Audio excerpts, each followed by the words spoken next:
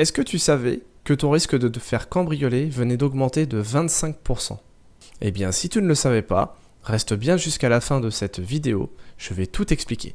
Bonjour à tous, moi c'est Nicolas Thomas, je suis le fondateur de Axton Sécurité et aujourd'hui, je vais t'expliquer pourquoi il y a certaines périodes où il y a beaucoup plus de risques de se faire cambrioler. En effet, ça fait 10 ans que je travaille dans la sécurité et crois-moi, j'ai eu l'occasion de remarquer quelles étaient les pires périodes pour ce qui est du risque de cambriolage. Note bien que dans cette vidéo, je vais te parler de cambriolage, même s'il existe d'autres risques liés à son domicile tels que le squat ou les dégradations. Quelles sont les périodes les plus propices à se faire cambrioler? La première période, c'est de juin à août, pendant les grandes vacances. Et on est beaucoup plus souvent sorti en extérieur et beaucoup moins à son domicile. C'est ce qui permet donc de rendre la tâche plus simple à un cambrioleur. La deuxième période qui est la plus plébiscitée pour les cambrioleurs, c'est avant les fêtes de fin d'année. Là, j'ai pas besoin de te faire un dessin, tu sais pourquoi. Enfin, la dernière période, mais qui est également très importante, c'est l'ensemble des vacances scolaires. Là encore, tu l'auras compris, on est moins souvent chez soi. Souvent, on part en vacances pendant une semaine, peut-être deux, et donc ton domicile devient plus vulnérable. J'aimerais également te parler d'une idée reçue. On entend souvent dire que les cambrioleurs préfèrent intervenir la nuit. C'est faux, ils interviennent autant la journée que la nuit. Et d'ailleurs, c'est ce que j'ai pu constater ces dernières années. Laisse-moi te raconter une petite histoire qui est arrivée à un de mes clients. Un jour, j'ai mon client qui part à la plage l'après-midi, en fin de journée, revient et a la mauvaise surprise de découvrir son logement vide, complètement vide. Les cambrioleurs sont venus avec un camion de déménagement. Ils ont vidé la maison, ils ont passé l'après-midi, ils ont vidé la maison et les voisins n'ont absolument rien compris à ce qui se passait. Ils pensaient simplement que son voisin avait oublié de le prévenir qu'il déménageait. Tu vois le problème ? Personne n'est à l'abri. Et malheureusement, on s'équipe bien trop tard, une fois que le mal est fait.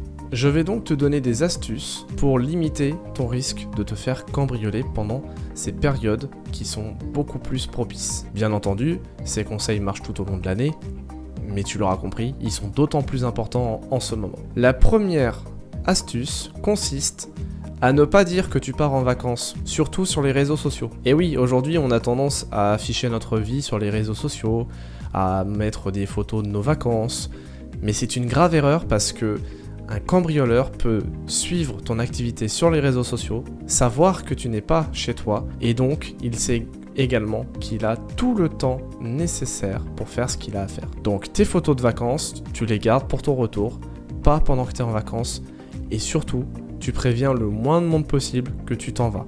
La deuxième astuce consiste à suivre les pages Facebook, Instagram ou autres de la gendarmerie locale dans ton secteur. En effet, ils vont te prévenir quand il y aura des tentatives de cambriolage ou des recrudescences de cambriolage. Par exemple, en ce moment, ils préviennent que 25% de cambriolages supplémentaires ont lieu en Charente-Maritime, notamment autour d'une ville qui s'appelle Saint-Jean-d'Angély. Tu l'auras donc compris, être prévenu à l'avance, c'est prendre ses dispositions.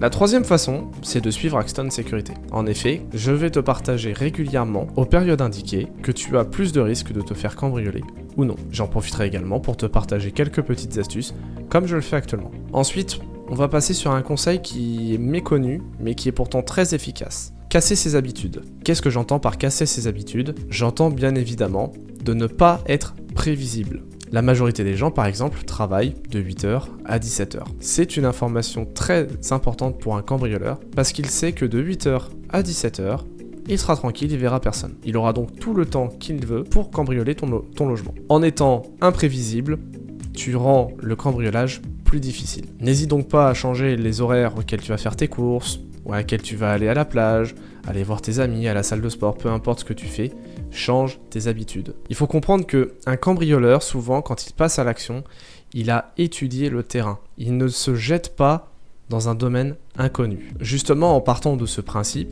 on peut donc en déduire un conseil supplémentaire, celui de surveiller ce qui se passe autour de chez toi. Alors attention, là je te dis pas de fliquer tout ce qui se passe et de devenir complètement parano, non, je te dis juste de observer avec attention ce qui se passe autour de chez toi. Peut-être que tu remarqueras une voiture qui est là plus souvent que d'habitude, à des horaires suspects tout le temps garée devant chez toi. Ce n'est pas forcément le cas, mais en étant plus attentif, on peut limiter le risque de cambriolage. Un autre conseil que personne ne donne et qui pourtant est très efficace, c'est celui de parler avec ses voisins. C'est tout con, on le fait presque plus aujourd'hui, mais pourtant c'est terriblement efficace. Dans l'exemple que je t'ai donné juste avant, le simple fait de prévenir ses voisins qu'on ne vend pas sa maison, qu'on ne déménage pas, qu'on ne part pas en vacances, etc., etc., ça permet à ses voisins d'être plus attentifs à ce qui se passe autour de chez eux, et si quelque chose d'anormal se passe, de pouvoir réagir en appelant la police ou simplement en vous appelant vous-même. Malheureusement, on est dans une époque beaucoup plus individualiste qu'avant, mais la communication avec ses voisins reste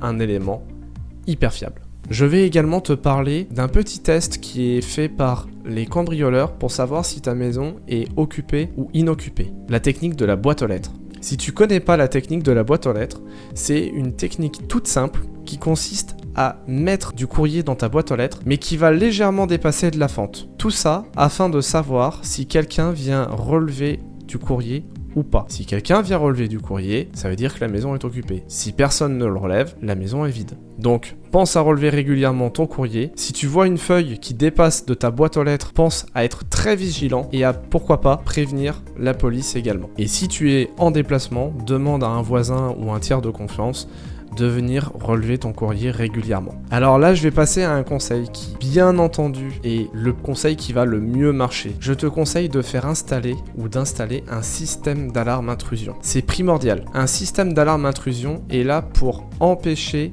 un cambrioleur de rentrer chez toi ou, à minima, de te prévenir et de prévenir tes voisins. Un cambrioleur, quand il intervient, son temps est limité.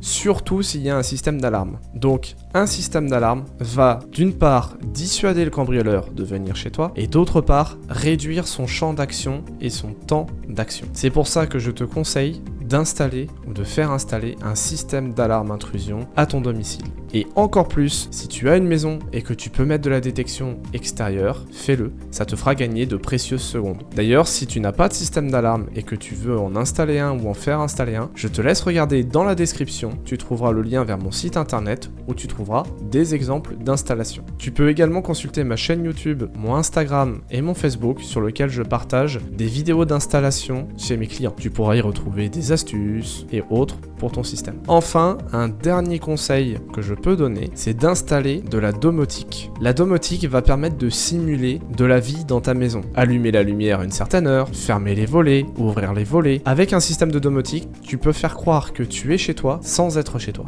Alors, il y a système de domotique et système de domotique. Tu as des systèmes qui sont très onéreux et tu as des systèmes qui sont couplés à ton système d'alarme. C'est d'ailleurs ce que je propose. Donc si ça t'intéresse, encore une fois, tu peux regarder dans la description. Tu l'auras donc compris au travers de toutes ces astuces que je t'ai données. Avoir un système d'alarme reste quand même ce qu'il y a de plus fiable. Mais tu peux augmenter la fiabilité de ton système avec toutes les autres astuces que je t'ai données. Et si tu n'as pas encore de système d'alarme, tu peux déjà mettre en place les astuces que je t'ai données pour limiter le risque de cambriolage. Je te laisse donc avec toutes ces astuces et cette vidéo. Si ça t'a plu, n'hésite pas à liker, partager, t'abonner. Dis-moi en commentaire si tu veux avoir d'autres informations, si tu as envie de voir d'autres sujets abordés sur cette chaîne. Et moi je te dis à la prochaine!